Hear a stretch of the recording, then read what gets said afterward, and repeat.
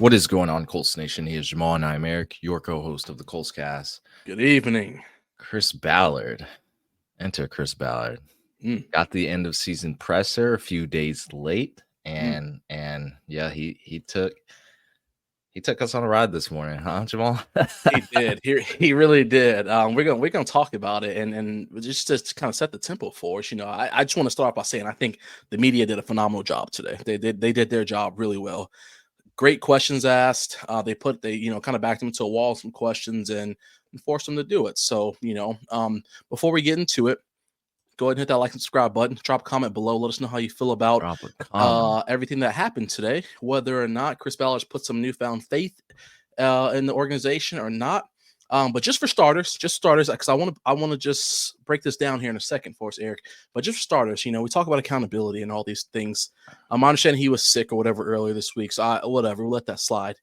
But we talk about the players being late and not being cordial and things like that. Then Ballard shows up late to his own presser, like just kind of the tempo. I mean, I guess my thing is, how can you talk about the culture and all this other stuff when you literally set the culture by you being late to your own meetings?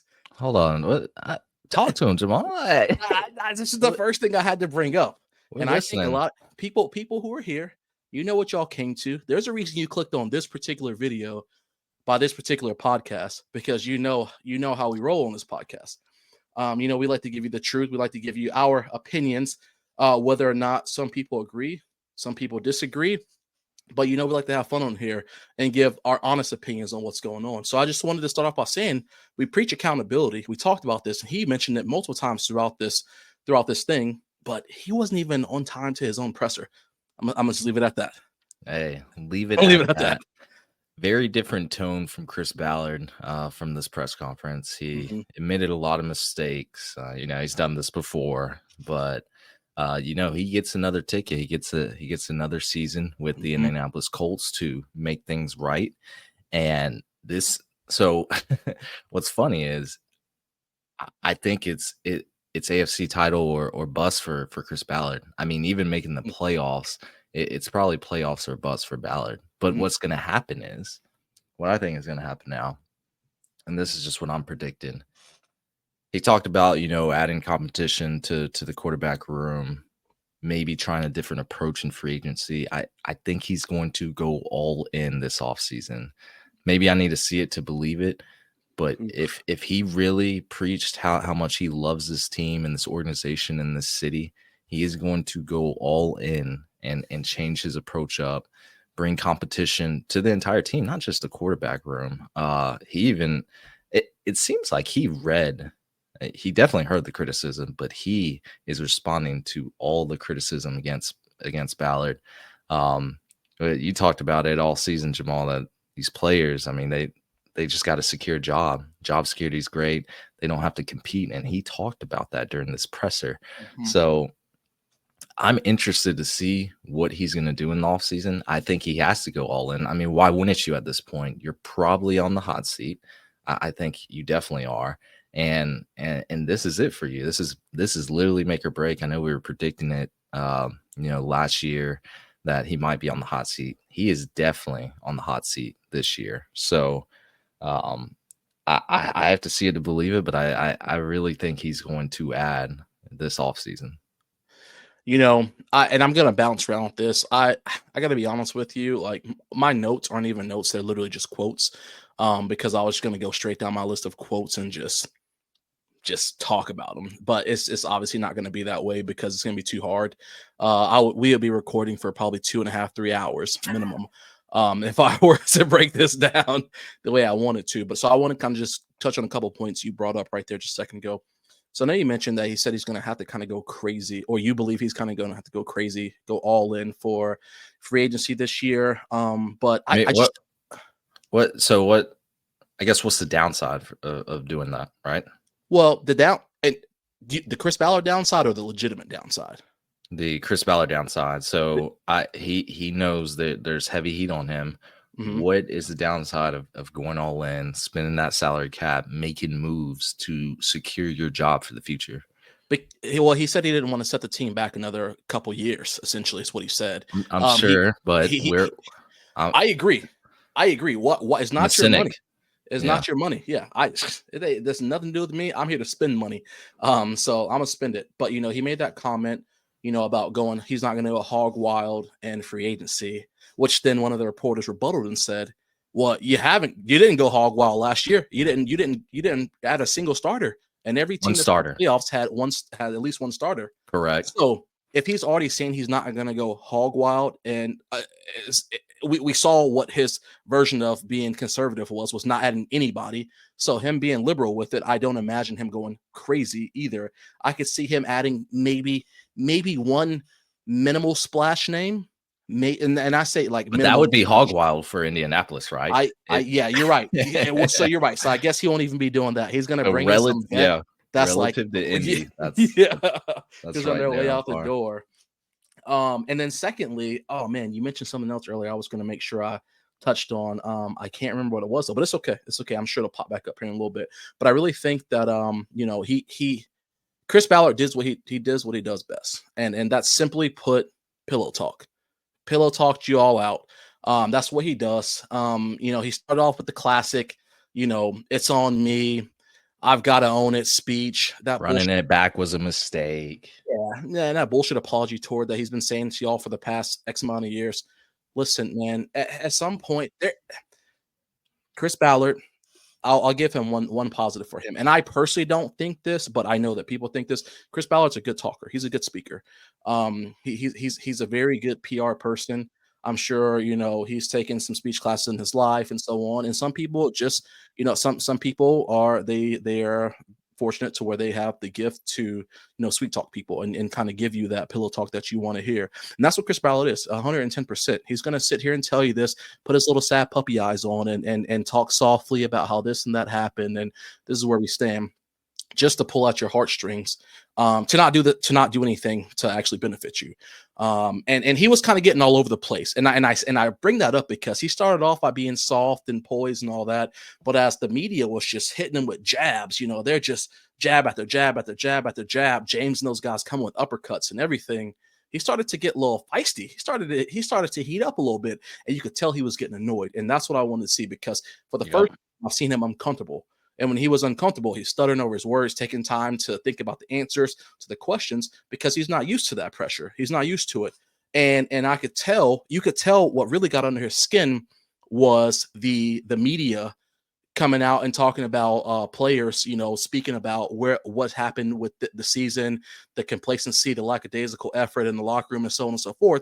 So Eric, just for everybody who's listening here, I want to play you guys a quick clip of what he said about an anonymous tip. At least all but one put their name on it, okay? The one that didn't put their name on it, that's even more damning on me, because that chicken shit wasn't man enough to put his name on it. That is losing football. Distractions are losing football. That chicken shit. Wow, this is a way to talk about one of your players, And whether or that not they're chicken former shit, or yeah. current. It was a veteran Colts player. He said there's no vision from the top down, from the front office to the coaches to the players. No one is ever on the same page. And every year at the end, we're sitting here losing. If you look at the best teams in the league, they all have vision and they commit to it. The Chiefs keep winning because they have vision. The Lions turn things around because they have vision. I mean, that player did not lie. No.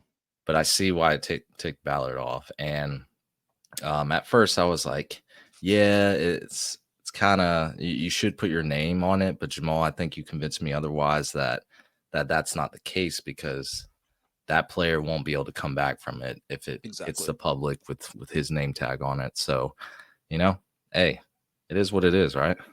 Yeah, it is what it is. But those are the things where kind of like when they started getting under his skin, that's where the true colors started coming out, And another thing that was kind of brought up, because Shane Steichen just mentioned this in his postseason presser here just the other day. He said, he feels like we're close. We're close. Then Ballard literally flips the script today and says, we're not close. Going 8-9 is not close.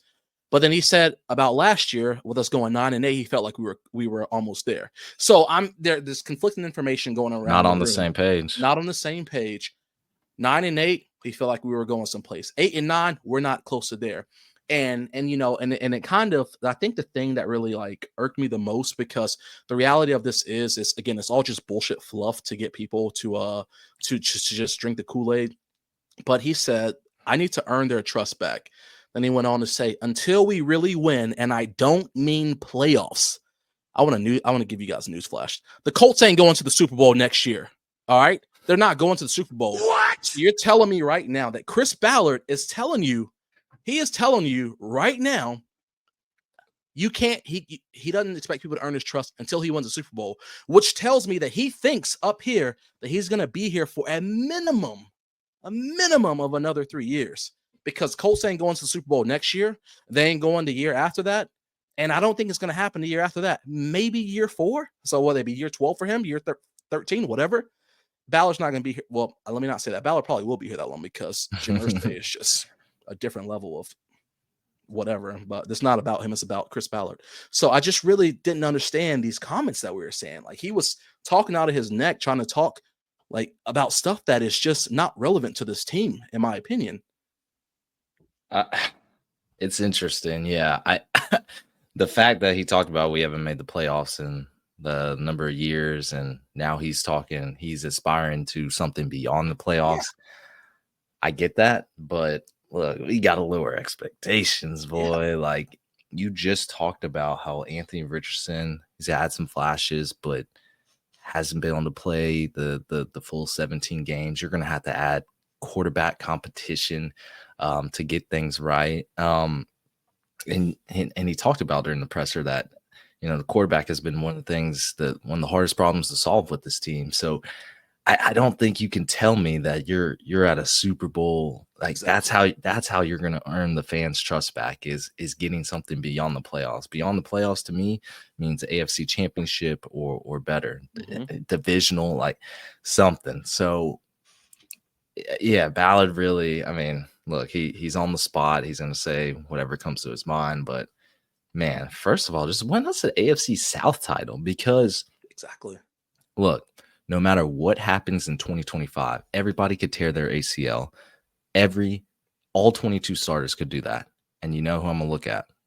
Who we're all going to look at? Yep. Because it literally all falls on Chris Ballard now. I mean, he basically, he took the blame. And now he has to fix it. And we don't have a choice as fans to pick another GM. The owner has already picked their head coach. They fired Gus Bradley. They retained Chris Ballard.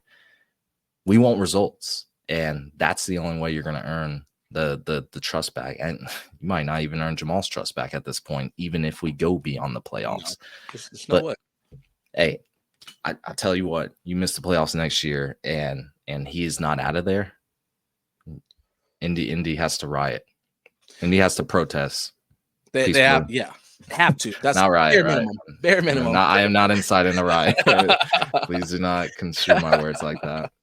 But no, I mean, but you're 100% right. I mean, literally, like, you can't stop promising me something that you can't deliver on. Like, because the reality is just, it's not possible. We don't have the tools or the ability with you, who admittedly said he's hard-headed, he's stubborn. Okay, he literally said, I'm hard-headed, I'm stubborn, and I can walk myself back to saying that I was right. AKA, I'm a narcissist, which I've already said before, and people were like, "Oh, you're just being way too harsh on him." No, this literally, Chris Ballard showed y'all today exactly what I've been saying for forever. It's so crazy, because I mean, the writing's been on the wall. You know how he talked about how he said, he doesn't agree with everything Pat McAfee said, but he knows. Yeah. See, Pat McAfee has a voice, and that's what I'm saying. The same way he said that Pat McAfee can see that something's not right is what I've been trying to tell people for years, that you can literally see that something is not right, but you just keep turning a blind eye to it because you're like, no, maybe that's not it. No, it has literally been there. There has been nothing that he has not said and has or has not done that has not been exactly what you should have expected, should have anticipated, because he has shown you his hand. He's not even playing a poker face. He's shown you his hand and said, this is it. This is what I have. And this is what I'm going to do. And people have literally said, no, there's no way he's going to do that. He's gonna switch it up on. No. He has shown you time over time over time that, hey, this is what I'm going to do. It's my way or no way. And now he's saying, oh, I got to make sure I change that. That's literally like when people say to you, hey, sorry, I'm a bitch. I'm an asshole, whatever the case. No, you don't apologize for being like a rude person. Don't be rude. Just be normal. Just be fucking normal. So don't say, oh, I'm hard-headed, I'm stubborn, I got to work on that. No. How about you realize that your job is to run an organization? So you being hard-headed and stubborn is not the way to be successful, because clearly for the past 7 years, it has done absolutely nothing for you. But you sat here and said, oh, no, I can figure it out. It's my way or the highway. I'll get it right. No. Clearly, your hard-headed and your stubbornness has not worked. It's time to take a look in the mirror. Michael Jackson said, take a look at the man in the mirror, and it's time for you to do it, Ballard. And not because your back's against the wall and you're having to come out here and speak to the media. Like, I'm so tired. I don't know, man. Like, I told Eric, I said, I'm going to try not to get too worked up on this one because I know what it is. But like I told you, I could literally speak for hours on each individual, on the positive and negative. Because Eric, I just want to ask you one question, and about what he talked about earlier. Like, when we think about the quarterback, he mentioned the quarterback spot in competition and how Richardson basically has to like put out or get out. Who's the best fit for the competition? Are we going to bring in a vet? Are we going to bring in a young quarterback? I mean, we're going to spend a draft pick on a quarterback, or because we know he's not going to go out for a quarterback, who could potentially actually take over the team. He's going to go get some washed up guy who's on the back end of their career, or he's going to potentially go for some 5th, 6th, 7th rounder. That doesn't mean anything. That's a good question, because we actually got that question on the last episode. I don't think we're drafting a quarterback. Yeah. That doesn't bring really to me enough competition if you take a quarterback in the day 2, day 3 pick, because when you're drafting that late, you're drafting for developmental reasons. You're taking a dart throw, seeing if this guy, you don't get immediate starter, in the 5th round, in my opinion. It'll be interesting because I think there's some names available that could potentially fit.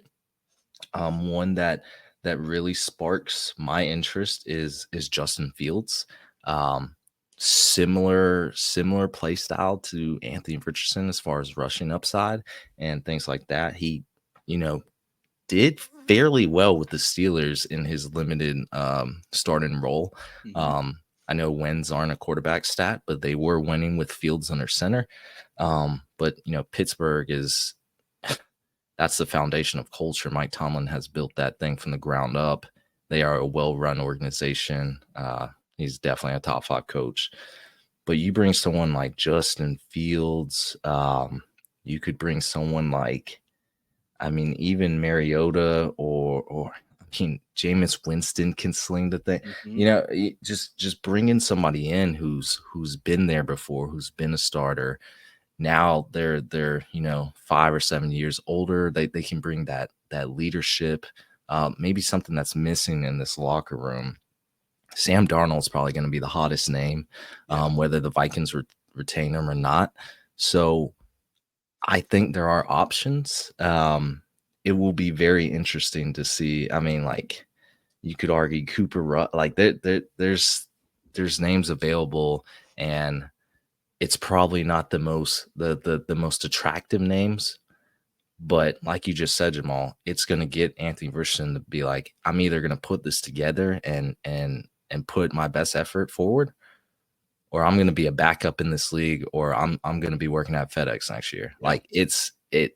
Because that's how it's been. Everybody's had that job security, and Chris Ballard talked about it. I agree with that. Like, he didn't instill competition within this team. So you bring somebody in like that Anthony Richardson doesn't get to start day one, possibly. Like, he's actually going to have to try in camp. I think that's going to make the team better, the quarterback room better. Fully agree. And again, I know I've been going on a rant about just the negatives, but I 100% actually had as a talking point right here, Eric, where I was going to say that I truly like the fact that he said, he admitted that it needs to be stressful in the situation, in the locker room. There has to be a stressful situation where I know that my job is that line, because for him to say that he's such a critical coach, or a critical, mind, and he watches everything through like such a small lens and so on and so forth. That's obviously not his exact verbatim, but the point is that he actually pays close attention to what's going on. You can't tell me that he looked at this team last year and said that, oh, what we have in the room right now with zero competition, these guys are ready to come out and play. So the fact that he can finally own up to it and say, hey, I got to get some people, I got to get some dogs in the locker room is basically what I think he was trying to say without saying that. So I'm just glad to hear that he actually wants to potentially put his foot forward and do that, because he talked about, and I liked his point about what he talked about Alec Pierce and bringing in AD Mitchell, and how bringing in Mitchell helped Pierce get to where they thought he could be. And that's Pierce even admitted that. Yeah, and that's the point where I'm saying every position group should be like that. No one on this team should feel like that they have nobody behind them to worry about. But that's been the culture on this team since Ballard's been here. No one has ever felt that competition except for Pierce, who wasn't getting any targets because he's a deep ball threat. And so now he's like, oh shoot, now there's someone else in there who has a similar skill set, and now they could be potentially getting my targets. So that woke the beast up from him. So, and I know that's just one example, and I know obviously for Ballard's take, that's a great example to use because Pierce was the leader for most yards per catch and so on and so forth. So that's a good lick on him. But the point is every single position group, and I know it's not realistic, but theoretically every single position group should have that same mindset. There should be depth behind it, just waiting to step on that field to say, you fucked up, dog. Guess what? It's my spot now. It's my spot. And that's just the way it should be. We signed Trey Lance. I don't know. Maybe. Whoever's gonna help to develop. I really want. I wouldn't mind Famous Jameis just because I want to hear my man get those pregame speeches every week. I love Jameis. Yeah, Jameis he's awesome. Yeah. And he brings like a legitimate good positive energy. But go ahead. Trey Lance ain't gonna help Anthony Richardson. Now Trey Lance will he's trying to revive his career. He got to start in the last Cowboys game. Started off fairly well. Then had some erratic things happen, but could I don't know how Ballard's going to swing there, but it seems like he's definitely going to add someone, and it's not going to be a 40-year-old Joe Flacco. It's going to be somebody who they want that starting money. Like, I don't know. He said that Flacco could still play. He said Flacco could still get out there and move better than he thought. He can sling it better than he thought. He said Flacco. Hey, that's going to be it for us, everyone. Yeah. So Flacco's about to get an extendo. No, he's not. Especially after Flacco's comments, like he publicly came out and said, "I don't see it." But you bring somebody in that is trying to, and like that. That's why I said Justin Fields, because you look at these quarterbacks who have kind of had this resurgence in their career when everyone wrote them off, like Baker Mayfield, Sam. So, taking a shot and putting them in a different situation, a different system to see if they can succeed. This is what Ballard needs to do. I want to see Anthony Richardson perform well. I want to see him reach a ceiling, but to do that, obviously the last 2 years have not been working. So you got to bring somebody in to ensure the success of this team, to create competition, things like that. So I agree with him there that he should have done that. I mean, Flacco was, I guess you could say, competition. He just won comeback player of the year. But we saw what Flacco did this year. There are limitations to his game, and we know he is not the recipe for success to get us beyond the playoffs. Yeah, and you know what I think the hardest thing that I see is going to be for this team, and I know for some players it won't be this, but I don't know how he's going to be able to pull some of these names in free agency. What's going to be your selling point?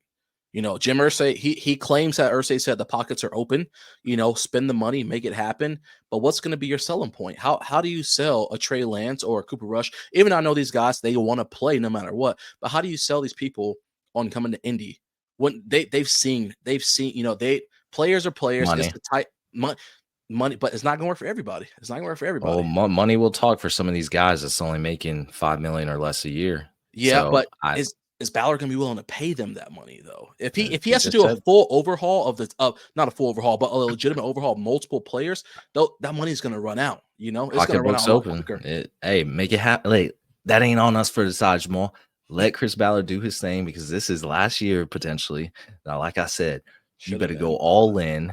yo, you better have pocket aces, baby, and you better go all in on the board, baby, and you better like I I don't have much expectations for next season, but I will say No. if we don't if we're drafting at number 10, number 9 again, number 5, number 1, get the fuck out of here. Yo, pack your bags, let a new GM come in and draft and make this team and roster better. So all I'm saying is he asked what day it was. Someone asked him about free agency and stuff. He said, what day is it? And today's January the 10th. He should have been on the phone the second the Colts lost on Sunday with free agents. He should have been tampering. I don't care. Like, yeah, like your job is on the line. Yo, you doing whatever you got to do to make sure you start secure names. Free agency starts March 12th. So it's too late, bruh. You're right. Oh, March 12th. I'm gonna be worried about the draft that's gonna be in 2 weeks after that.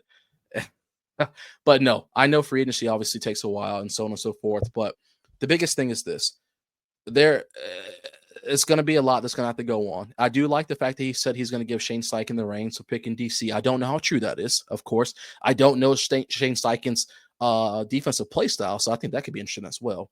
But I do appreciate the fact that he's going to kind of give him the reins of that. So we'll see how that'll work. But he hinted at a tight end. Obviously, when he mentioned, what we need on offense, he said that we need a player. He didn't get us a player that can go across the middle of the field. It's Tyler Warren season, which is interesting because, Ballard is such a secretive person. I mean, he literally said he wasn't happy that conversations got out that were in-house. Ballard usually doesn't spill the beans. I think that he started rambling and started talking, and he was talking too much at that point.